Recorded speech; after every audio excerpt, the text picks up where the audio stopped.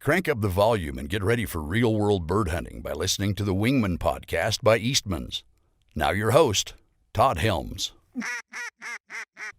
Hey Wingmen, Todd Helms here with another episode of the Wingmen podcast. And this time I have my guest today is Mr. Jim Saubier from Sitka. Jim, if I remember correctly, you're the head honcho for Waterfowl over there, right? Yes, I'm the product line manager for the Waterfowl category, and I'm happy to be here. Yeah, I appreciate you coming on, man. Absolutely. Jim and I had the good fortune of sharing a goose blind last year together for a couple days. And man, we had a great shoot followed by another great shoot, but two very different hunts, both extreme and both rough conditions in their own way. But that's where you and I met and got to do everything together. And man, I don't know about you, but I know I had a great time on that hunt. Oh man. Yeah. And you say when we first met, I think that's how you truly meet somebody, is when you get a chance to share a blind or break bread or just spend a little bit of time with somebody. And yeah, what a fantastic, I think you undersold it. It was just a burner. Well, I appreciate you saying that. Yeah, it was a great hunt. I mean, I agree with you about how that's the coolest thing about what we do in waterfowl hunting. I think waterfowl hunting, there's lots of it. I mean, you could talk about elk camps or deer camps or, duck clubs or pheasant hunts but hunting in general brings people together in a way that very few things do. And, to take a couple of guys that don't know each other, but share a passion for waterfowl, and then stick them in a goose blind together with a handful of other folks. And then, yeah, it was a burner. That first day was like, I think we smacked, what did we have, a 6-man or a 7-man that day? But it was a full limit, and it was, the birds cooperated. They decoyed well. There's lots and lots of birds. And yeah, but it was also not over so quickly. The birds cooperated. It was a late season hunt, so we were getting small groups doing it right. And I would say not in a frenzy, but in a steady fashion, so that we were able to spend some time out there and really enjoy ourselves in minus 10 degrees. Yeah, and that was the part I was getting to. It was brutal conditions that day. I mean, the standing temp on the truck said the ambient temperature was like 1 degree, and it was going back and forth between 1 and 0, 1 and 0, and we had probably 15-mile-an-hour wind. I would say pretty solid. Yeah, and it was, I mean, I wear a pretty good beard in the wintertime, and I was iced up. My face was ice. I got a picture of you with your my eyelashes, eyebrows. It was cold. Oh man, it was brutal. And it was neat because it was like very few other activities can you go into when it's that cold and everybody's having fun. Oh, it was, yeah. Except for the camera people. We had 2 cameramen on that hunt, and they both frostbit their fingers. Their camera fingers, because it's hard to operate the camera with a glove on, or with a heavy glove anyway. And they got cold, man. That one guy, Dan Picard, right next door to me here, his skin blistered and peeled after that. Oh my! They were working hard. They did, man. They were running around, getting shots and making sure we were putting it all together right. You guys do it. You guys do it well. Well, thank you. We try hard, and a lot of it is having fun while you're at it. And that was a day that we had fun, and I think that comes across in that video. That video is out there on the Wingmen YouTube channel and on the website. It'll be look in the description here in the podcast. There'll be a link to that. you can check out that hunt and see exactly what Jim and I are talking about. But man, we get to play with some cool gear in our partnership with Sitka, and we get to see what you design, and then we get to go put it through its paces on hunts like that. And then the next day we did a river hunt, the conditions were just as brutal, but it was completely different. And it was a little more mild that day, but it was actually almost pleasant. May have been 10 degrees or 12 degrees. But with the sun out, it was actually reasonably comfortable. It was balmy. Yeah. I think at one point I didn't have a neck gaiter over my face or something. Yeah, exactly. I had some exposed skin. It was pretty neat. Yeah, pretty neat. Yeah, I do remember that morning. The river was pushing slush to the point where we were having a hard time keeping decoys in place, and using the dogs was like, if we could get it ourselves, we did, because having a dog, you going out and wading through that in waders, you're anchored to the ground. That dog's trying to swim through basically a 7-Eleven Slurpee. And that's really, really tough on the dogs. So the dogs didn't get a lot of work that day. They got a little, but we got to put waders through their paces. That's for sure. Yeah. Yeah. That was a good time. It was a good time, and a total, a stark contrast from a field hunt, hunting big hunkers on the river late season. It was good with a really a natural blind, if you will, on the bank. Yeah, that blind is something that we put together after a bunch of scouting and stuff. We put that together earlier in the season based upon where the birds like to loaf, and we killed a lot of birds out of that blind this year. But it's just brush stacked up with shooting ports in it and ready to go. But I guess one of the questions that I meant to ask when we first started this, Jim, and we didn't have a chance to, was how did you end up doing what you're doing with Sitka? I mean, it's kind of a dream job, man. You're like I said earlier, you're the man behind the curtain up there, designing all this cool stuff and bringing all this cool stuff to the marketplace for us hunters. But how did you get there? How did that start for you? Gosh, so I've been at Sitka now for 6 years. I came here. I've been at W.L. Gore & Associates coming up on 25 years. Wow. And so I have, worked in various roles and capacities throughout my career at Gore. And, I made this leap. I was at the time when I was looking at this role, I made this leap because I genuinely, I like product. I like, doing things and creating products and understanding these unmet needs and just taking on challenges of those kinds of things. But really, the thing that kind of drove me to do this was around, I just loved I love hunting altogether. Waterfowl hunting has been my first and certainly my passion in the hunting space. But to work with Gore and Sitka to create just best in class products and change the way waterfowl hunters experience the most challenging conditions during the harshest times of year and be comfortable outside. That's what it's all about for me.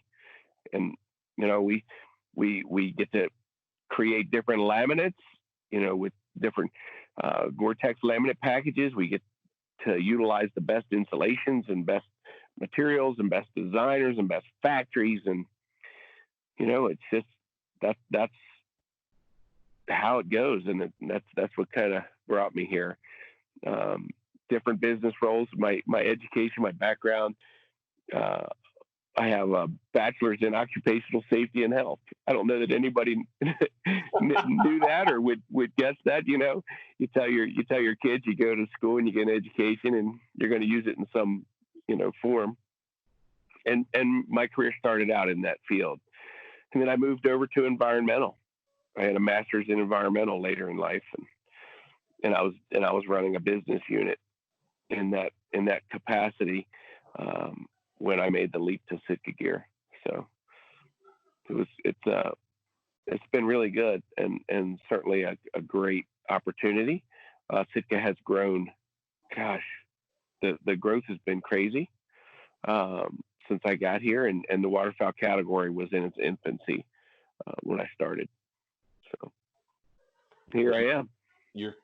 It's always interesting to me to find out, you know, to hear the stories like that and see where people started, how they kind of progressed through, and I bet if you sat 10 people down in a room and you asked them about, are you doing, you know, where you're at today, did you see yourself here, you know, 25, 30 years ago? I would bet a lot of people would say no, you know, and they were open to change. They were open to lateral movement. They were open to, you Absolutely. know, just going with the flow and kind of, you know, following a passion, just a passion, but following a path, seeing opportunities within your passion and being able to capitalize upon those it's key. And so it's always fun for me to hear stories like yours about that. And you're crushing it, man. I mean, I can't take credit for that. I'm a part of the best product development team in the world. I mean, you know, I don't say that lightly, and I'm not a bragger. I'm fortunate to be able to work with you know, some of the greatest minds in the space, have the best resources. You know, it's the culmination of a lot of great things coming together, and the ability to think outside the box and create new and great products. And that has come together and continues to be the shining star for us. Well, humble dude, that's really magnanimous, and I can appreciate the team sentiment for sure. But you guys are doing a great job up there, and we are super excited to be partnering with you. And man, fall can't get here fast enough, and I'm looking forward to getting in blind with you again this year. Absolutely, doing some fun stuff. I'll bring that little 20 gauge that could. Heck yeah, absolutely. Absolutely. So much fun. Yeah, absolutely, man. We've had a great time. You know, I'd like to talk a little bit more about the gear. We had phenomenal hunts, and I know you get to, Jim, I know you get to run around a little bit. They let you out of that office once in a while and you get to go play. And you are kind of the, you know, the man behind the curtain up there, if you will, pumping out awesome waterfowl gear that so many of us just absolutely love. What do you got? I saw some of the stuff you came out with this year. You just did your product release, right? For 2020? We did, yes. We're going to talk about a lot of the new stuff that's dropping now. It's available. Consumers are getting excited. You know, we've got interesting times ahead. Hard to tell what fall's going to hold, but people are excited about hunting, and I know I'm excited to get out. My schedule may shift this year compared to what I had planned, but I'm going to get out as many days as I can find time for to continue to test new gear. Yeah. So when you say test new gear, I mean, you've just released 2020, and I've actually got two of the new products that just shipped. They are literally right here behind me in my office. I've got that new gradient bib, and I've got the wader bag sitting here. Fantastic. I am stoked to put through their paces. That's one thing. The waders are one of those things, man. It's like you throw them, you spend good money on them, you want them to last. And one of the great things about what you guys do is the waders are 100% serviceable. And if you do have a problem, which, I mean, I don't really have problems with mine, but if you do, send them back and you guys fix them. Yeah. And that's we're fortunate, to have the capability and have developed a product that can be serviced. And realistically, it's really not a matter of if, but when. Right. We hunt in harsh conditions. There's barbed wire fences. There's all these things. And at the end of the day, people will have an issue. And that has been the Achilles heel of the waders forever for waterfowl hunters. And you either have to try and fix them yourselves, which we still encourage with the field repair kit, or you end up discarding and buying a new pair and throwing them into the landfill. Well, and you do that 3 or 4 times, and guess what? It's a pretty hefty price tag right there. Yeah, and even more so than just the price tag, because it is a significant investment, whether you're buying, multiple pairs of waders or one pair that you can service. It's also about gear and how we think about gear. No, I don't know anybody that would throw away their bow if they wore out the string, or get rid of their shotgun because they lost a bolt handle, or it's these are things that you expect to do, or throw away your truck when the tires wore out. Right. So it's just a different way to look at things. We want things to be long lasting. We want comfort. We want the protection. And at the end of the day, we want those things to last. So, it's not feasible to throw things away that I think should be providing more service. Oh man, I could not agree more with that statement. And I knew you would talk to that, and I'm glad you did, because that's one of the things, you talk about going back to barbed wire. As soon as you said barbed wire, and maybe it was the morning, I don't think it was. In fact, no, it wasn't. It was a different morning. But I snagged my Delta Zip waders last year on a fence in the dark, going in the morning, was in a hurry, and caught them just a little bit and tore, not bad, but tore them enough where I needed to do repair. And I've been dealing between fishing guiding and hunting ducks my whole life. I've been patching waders, it seems. Sure. So it's like, I knew what I was doing, got them home, got them dry, cleaned them up, patched them, and they worked great the whole rest of the season. But it was like, okay, time to send them back and get these things serviced at the end of the season. Like you said, time to change the oil in the pickup, right? Yeah. Get a new pair of treads for it. Same type deal. What I was impressed with is I sent those waders in, and literally I had they were back in I think it was 2 weeks, maybe 3. It was a fast turnaround, and especially in the days of COVID-19 where everything's slow, man, I was super impressed, Jim. And I think that speaks volumes about the ethic that you guys have placed on gear up there in Bozeman. Yeah. And it is, I would say that your experience is pretty typical in terms of return time. And, I think also certainly there's been a little bit of a challenge at the end of the season, people sending their gear in on top of a global pandemic. So I think that there was probably a lag for some time, but all things considered, even during peak season, the turnaround time was very reasonable. And hopefully the communication and all of the things went smooth. We're working really hard to make sure this process is as seamless and a great experience for folks to deal with. Well, it has been on my end, and that's one of the things that I was, even before our partnership with Wingmen and Sitka, I was a Sitka guy from before all of that, simply because of what you're saying.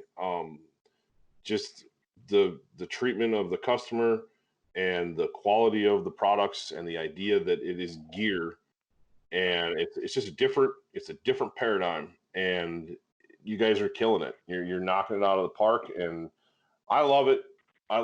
And I'm excited to see what else. Like I said, I've got this I got these products sitting here behind me, and I'm going to see to put that, man, those.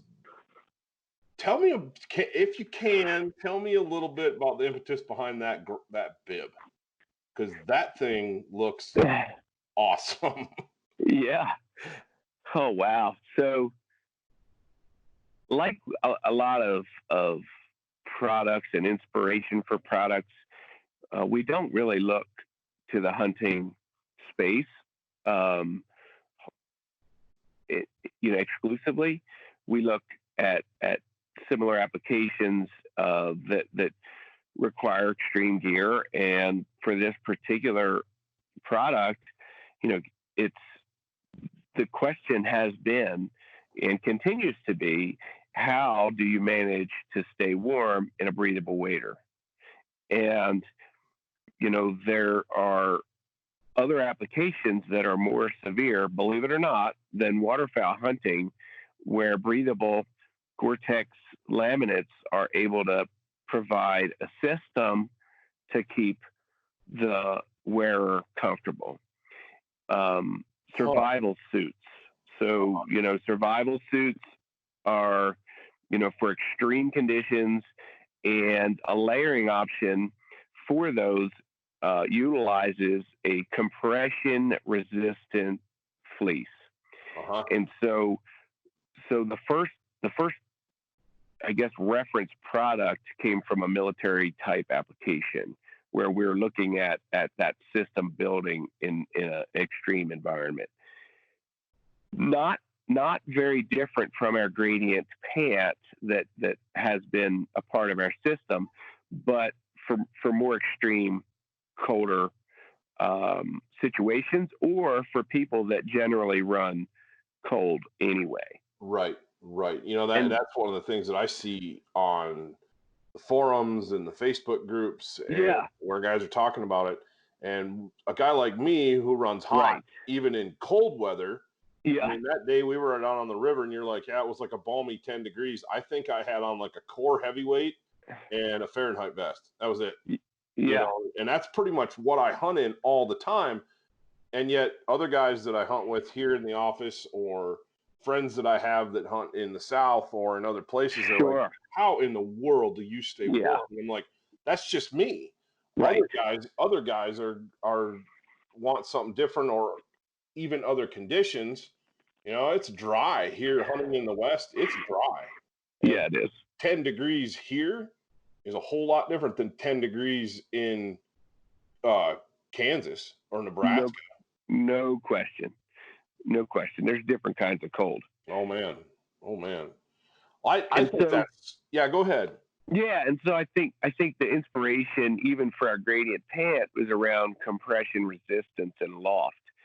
And so what happens in a wader application, or survival suit, if you will, or submersion in general, is you get the compression force of the water and a cold transfer situation that happens with a laminate or a breathable style platform. And if you were to use a lofted insulation, such as down or a Primaloft synthetic insulation, under compression, you lose insulation value. Sure. So in this kind of application, a super dense and compression resistant fleece gives you stretch for mobility, breathability, so it helps to move your moisture and your heat, if you will. It helps to manage your microclimate inside of your waders, to move that moisture out through the breathable laminate to keep you comfortable when you're hiking and doing the things you do need, without building up that moisture, so that when you come to rest in a static scenario waiting for the birds to show up and you're kind of sitting around, that you don't freeze with that moisture that you've accumulated in your system. Right. So it maintains that insulation loft, with that, because you can see how dense and how it's mapped also, so that you don't have that extreme bulk in the lower leg going into the boot. Right. Or even from the waist up, it's half the thickness with a standard gradient upper. Right. Right. And the bib form factor gives you great coverage under a wader. So you're matching up that scenario. Yeah, you don't have a gap, where your shirt maybe comes untucked or in your pants, or so you got a cold spot there. I could see this thing being used, and I'm seeing guys online too, on, like I said, on forums and Facebook groups. They're talking about that particular piece. There's a lot of excitement around it, and they're talking about it, in layout blinds and in A-frames and in pits in the late season under like the Hudson bib. Sure. They're dying to get their hands on that because it's going to work across a broad spectrum, not just under waders.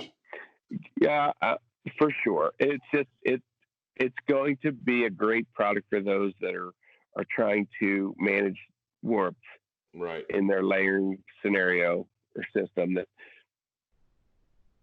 That will, I think it's definitely going to resonate with a lot of people. And it has, even this past year, multiple hunts where I've been out field testing and had some folks in those, and it's so funny because it's a really a different sort of form factor and look. It's so funny, but people don't want to take them off. They're all around camp. They're wearing these all around camp for days on end, and you're like, are you sleeping in it too? Yeah, probably. Oh my God. I think about the day that we were reminiscing about on the field hunt when it was so brutal cold, and you had a gear issue that day, but it didn't have anything to do with Sitka. It was a family oriented issue, if I remember correctly, and you could have used a set of those bibs that day. Had to do with no belt. Do you remember? Oh, yeah. Yes, that's right. Yeah. And so that's a common scenario for me, especially as I'm doing different hunts and switching around gear. And that particular situation where I was grabbing some different gear so that I was able to be camera friendly instead of testing some pre-production stuff. But yeah, it's always it's nice to be able to improvise. Pull your belt that day or something like that, or oh no, I had a set of bids that the suspenders were clipped off. Oh, that's right.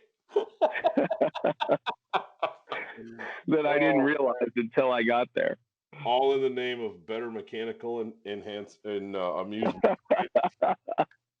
Yeah. Oh, that's good. That is good. But what else are you excited about for 2020? And then I'd like to kind of talk, going ahead a little bit more about what you're excited about, what you guys got that you just released. And then I know you can't talk about what's in the wings, but so what's Jim Saubier's fall going to look like? Whew, man, I hope I get to come out to Wyoming again and hunt with you guys. I'd like to come a little sooner so we can take advantage of that river blind for some ducks, because man, there seem to be plenty around. Well, and we've got so we'll do that. Several spots. I'd like to get you down here and get you on some mallards. That'd be fun. Yeah. My Canada trip is officially canceled, so I won't be doing Saskatchewan this year. Probably the first fall I've missed in a long time.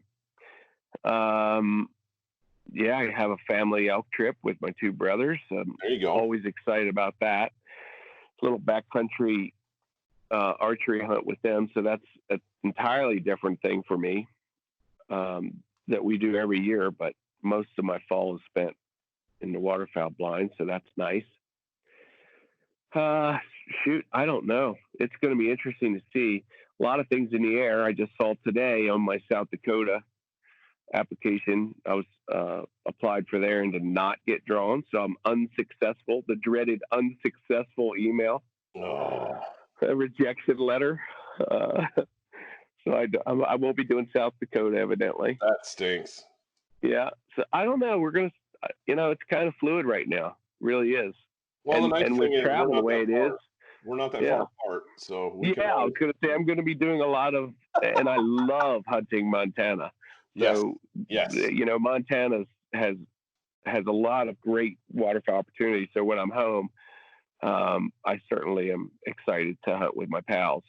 Oh, absolutely. Yeah, Montana's great. We're so close here where we are in Powell, Wyoming, Right.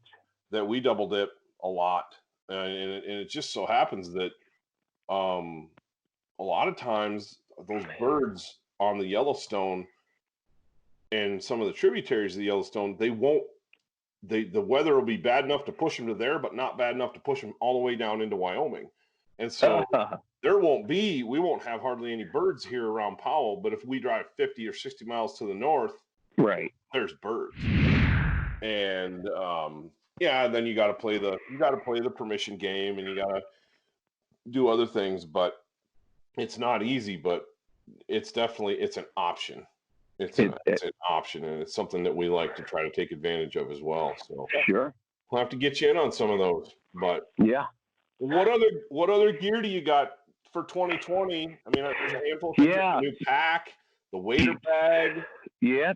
So you mentioned the wader bag. Now that you have it in front of you, it's a lot easier to explain. And I think this is one of those products that people are going to see and they're going to be like, wow, where did this come from and where has it been my entire life? And right. to manage waders, no zippers, but an origami style closing mechanism to contain the funk of your waders, in transit.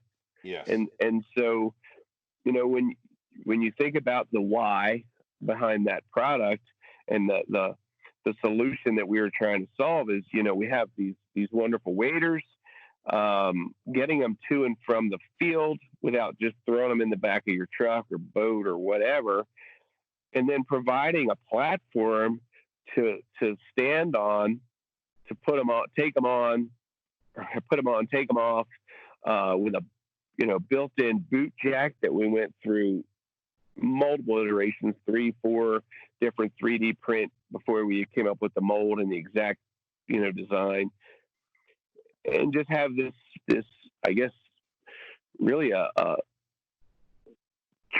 transport device to take these waders to wherever you're going in the world, even right. if it's just down the street. That was the thought process.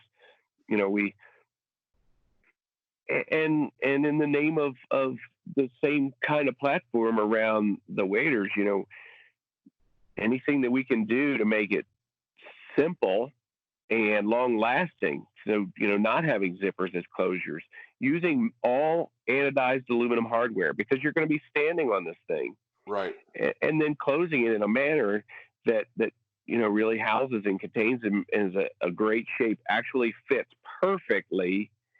Once you put your waders in there, this thing fits perfectly in the Nomad, and I can travel anywhere with all my gear, including my waders and shotgun, in that Nomad. Wow. One bag, anywhere. That's awesome. That is awesome. Yes. I mean, and anybody that, yeah, because you're looking for an economy of space, whether you're packed into an SUV or a pickup or getting on a plane.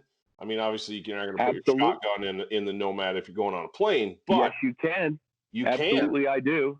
You do every time. In the blockable hard-sided case in the Nomad, perfectly legal.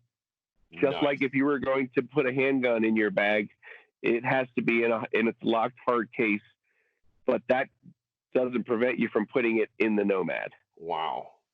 See, you just streamlined my system right there. That's awesome. I certainly fly plenty and take a shotgun with me. That's cool, Jim. Yeah, it is. Well, and just keep, like you said, it's all right there. And I have a feeling that bag is going to be a piece of equipment that once guys use it, getting it in people's hands, and once they use it, they're going to be like, how in the world where has this been my whole life? I know. Yeah. I have, from the fly fishing world, I have a wader bags and storage systems for those style waders, and they're completely different, and they're okay. Yes. They're okay, but having the ability to stand on something that's dry, and clean, to get dressed, to take those waders on and off with, and then fold it all up around it and put it away so it's not getting dirt, mud, water, blood, feathers, whatever on it, and all my other stuff, and it's contained, and like you said, it packs into a Nomad. I think guys are going to, once they use it, I think they're going to be 100% sold on that. Yeah. I think it's a really and the only thing that people need to be aware of, and that I'm trying to get out there and educating and really understanding the product use, because everything has its needs, are any wader. I don't care what kind of wader you have. Any wader has got to be stored and dried properly so that you do not have a mold fungus issue growing in, because you create this ideal situation for things to grow, and you've got to get them dry and clean before you store them. The bag isn't intended for storage. It's really around transport. Right. Yeah, and I guess I shouldn't say storage, because that's... No, I'm glad you said it. I'm glad because that's something that people have to understand, and this is a device, and then when the waders aren't on it, it folds almost completely flat. Right. So I have them. I've got multiple ones in my garage. And my waders are all hanging, I have a couple pairs. I'm sure you do.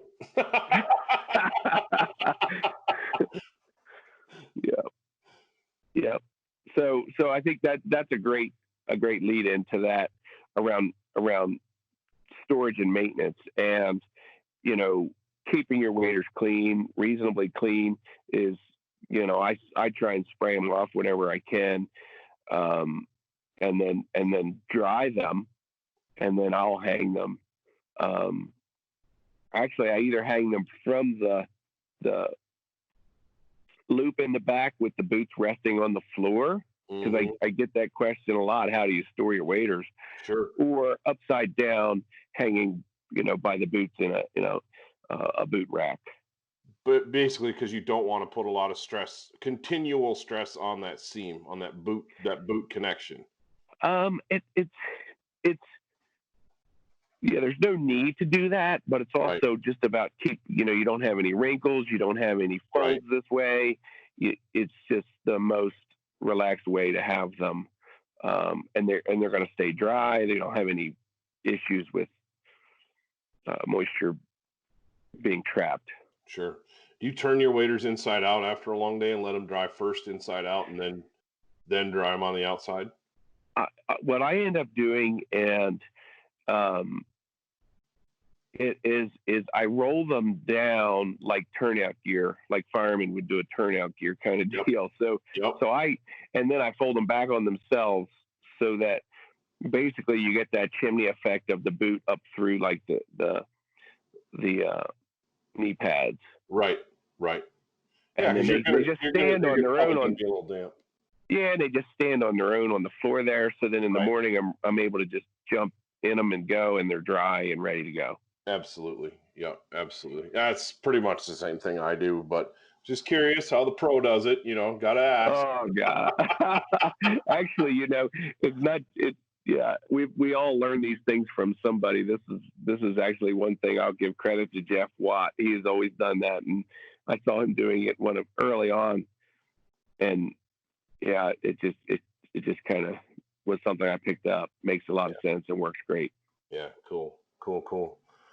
Well, what else, man? There's more stuff coming down the pipe. One of the things that I saw that I can't wait to get my hands on, I don't have them yet, but I'm kind of excited, is the whites. Yeah. So the whites are you've probably seen some imagery of them. They've shown up in a number of places. For fall, we've got the gradient hoodie, and it's actually available now. I say for fall, it's available now. The white gradient hoodie, great piece. I love the gradient hoodie anyway. Having it in white for folks that want to hunt with whites is a great option. And then we'll have the Dakota beanie also in white, and a white trucker, with more products to come following right after this. That's cool. That's cool. Yeah, I like wearing a white hoodie of some sort during the late season, hunting ducks on the river, hunting ducks in corn, dry field, whatever. When there's snow around and snow on the ground, I think having that white interspersed with your regular camo helps even further break up your silhouette and your outline. I'm a big believer in that white when there's snow on the ground. Yeah, so it's snow on the ground, but the other piece that we don't have so much over here is snow geese and rock geese or light geese. Right, and I know that was probably and lots of people are targeting ducks and dark geese or primarily ducks or snow geese where they're utilizing a snow goose spread. Right. Yep. Yeah. And being able to hide and be white when everything around you is white is absolutely essential. So, that is cool. I am stoked to get a hands on everything. And is there anything you can tip your hat at coming down the pipe? So we have a couple other things. I don't know if you mentioned the Bayou blind bag. It is a product that I've been working on for a number of years and has really a different pack blind bag, I guess, design than anything else we have done. Lots of welding and basically to try and make an impervious construction to give the best weather protection for your gear. And then it's got divider and storage that is really preserved, if you will. So camera bodies, things like that, and that's one of the things people have really kind of got excited about is, I could put my camera in there and, give it the protection that I want. Right. And I hesitate to call anything waterproof. And in this circumstance, the only thing that's not waterproof is we utilized a water resistant zipper. So it's coated, but I use 2 zipper heads so I could place the opening where I want. Nice. And that just gives you easier access. And for all practical purposes, any way you sit it in a blind on either upside down or right side up, it is completely water impervious on those. And even the way the zipper is attached to the bag.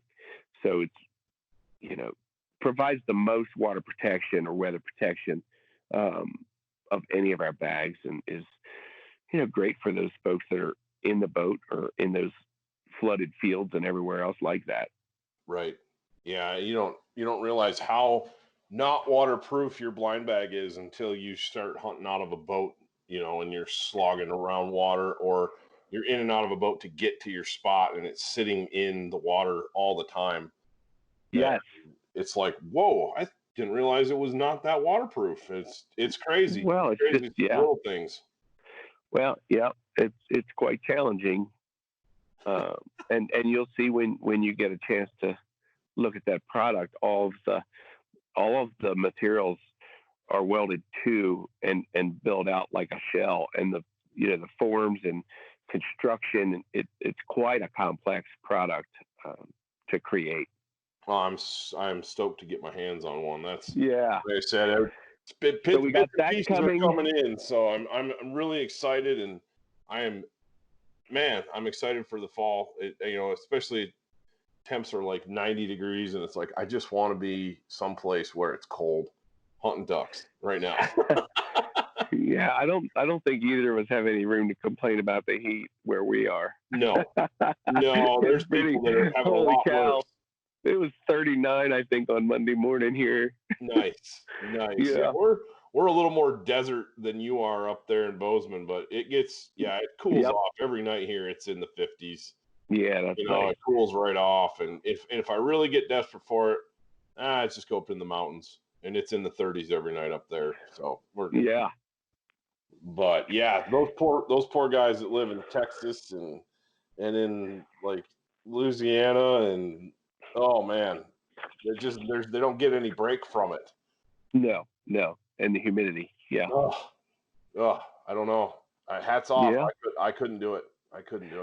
But yeah. So the Bayou blind bags, pretty excited about that. And then just a couple other key ads. The gradient pant is updated for fall 20. So another great product that we made some improvements on to make it layer better, reduce some bulk in the lower leg. Just basically worked on creating less bulk and easier layering in our wader.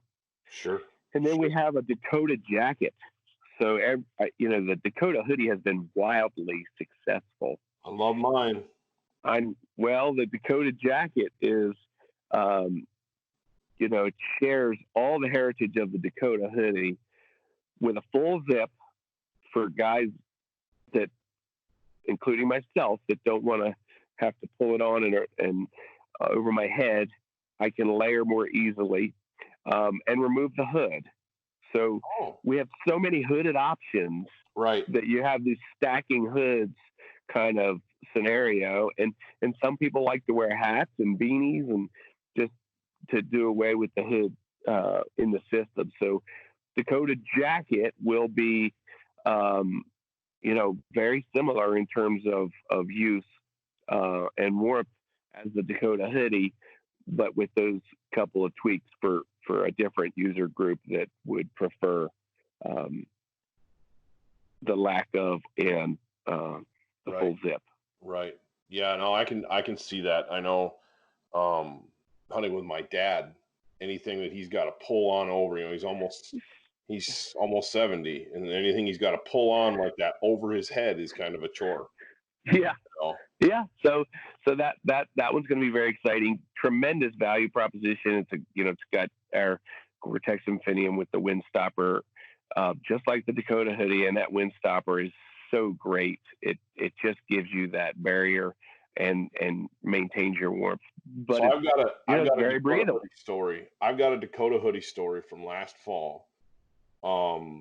That thing literally kept me in the field when, quite honestly, I probably should have just packed up and gone home, but I didn't. And I had the stubbornness to stay out there and the gear to help me do it, and ended up filling out a 5-man limit out of the deal on late season geese. I actually went for a swim.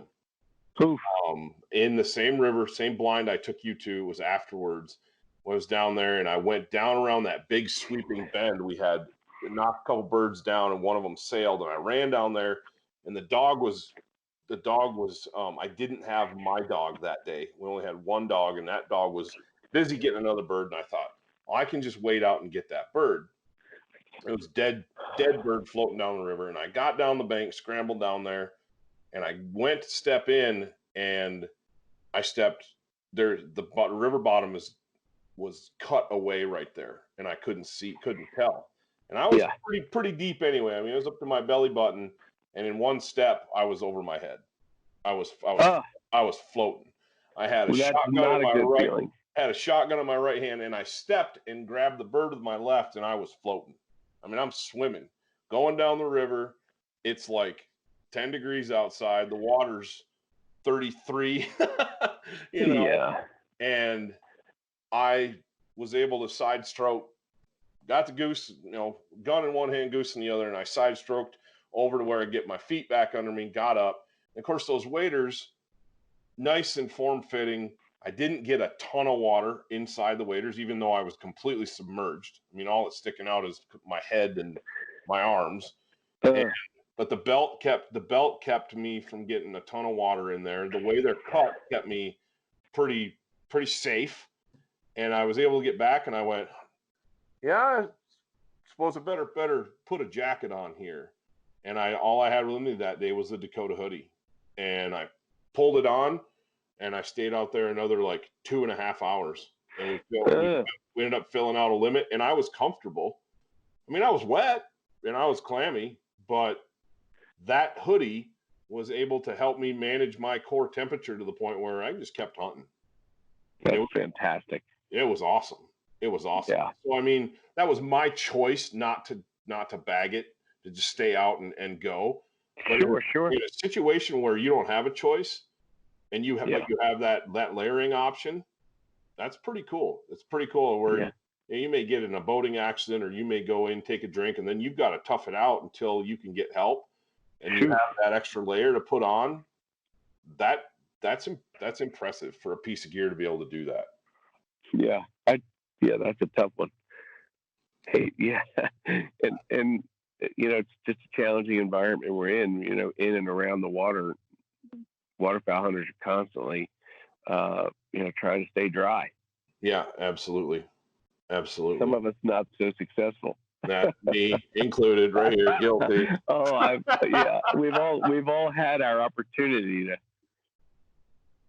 get wet. I tell you, between waterfowling and winter steelhead fishing, good grief.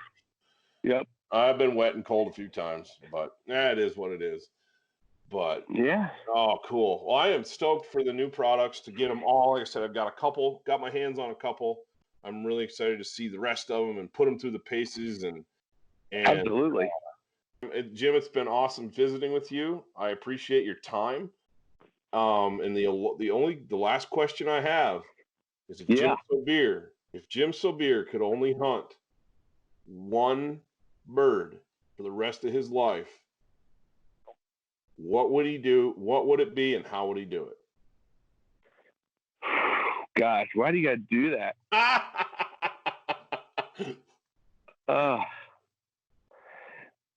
Man, I mean, my roots are Canada geese in the Atlantic Flyway on the Eastern Shore of Maryland. Sure. That's my roots. So I would say it would have to be Canada geese with my two brothers. Nice. Who have both been. My older brother, he introduced. We had a lot of family. My older brother was a waterfowl hunting guide on the Eastern Shore in college, and so. Yeah, and my younger brother competed at the Worlds on several occasions. Fantastic goose caller. Sure. And so we, I would say the two of them, Canada geese. You couldn't get anything much more steeped in waterfowling tradition. That's for sure. Eastern Shore Canada geese that's a big deal. I remember talking to you about the Waterfowlers Festival at Easton, Maryland, and the Waterfowling Hall of Fame out there, Waterfowlers Museum in Easton. And I grew up reading about that stuff, and so to hear you say that is just that's cool, man. That makes me smile. So yeah, hopefully that flyway will get some much needed help. I know. It's sad to watch what they're dealing with out there, and it's been tough. Hopefully they can get a rebound here, because they need it. Yes. They need it. Cool. Well, Jim. Yeah, I appreciate it. Yeah, thanks again for your time. I really appreciate it, and I am excited to get back in the field with you this fall. And in the meantime, until then, keep killing it up there in Bozeman. Appreciate it. Look forward to doing it again. All right. Thanks, Jim. All right. We'll see you.